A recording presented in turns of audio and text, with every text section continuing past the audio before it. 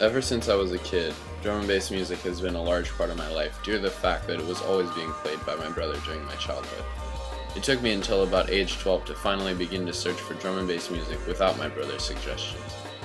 Since then, I have explored some of the many different styles of drum and bass, including raga, jazzy atmospheric, jump up, jungle, and hardstyle.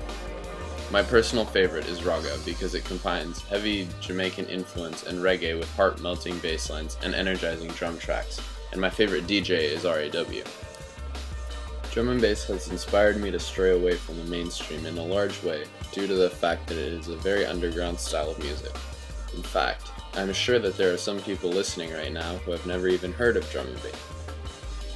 This does not bother me because the drum and bass community does not want it to go mainstream and takes pride in the fact that finding someone else who listens to drum and bass automatically bestows some sort of camaraderie between said people called junglists. I am a member of goldenerajungle.com, which is a website in which people post drum and bass mixes from the golden age of the genre, which means from about 1992 to 1997. Knowing that I have something so accessible to me as an escape from the daily exposure to mainstream life comforts me very deeply. This comfort can also be seen in the lives of new Jews because new Jews are people who, despite holding some connection to Judaism, feel a need to break away from the mainstream observances.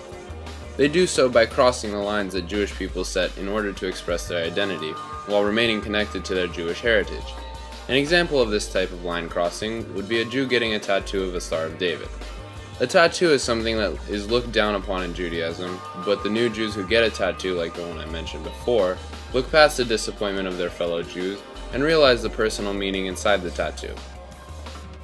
Another example of how new Jews express themselves would be through Punk Torah, an organization founded by Patrick A., the lead singer of a Jewish punk rock band, and Michael S., a Jewish fashion designer. Punk Torah posts interpretations of the parashah of the week in a punk rock style, meaning it appeals to youth confused about their religion who are searching for something other than Rashi or Rambam.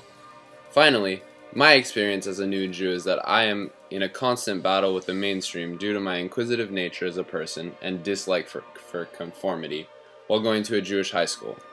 Ultimately, my fight with the mainstream fueled by drum and bass and the new Jews' fight with traditional observance are quite similar in that all new Jews, including myself, are struggling to escape old school Judaism or even Judaism as a whole.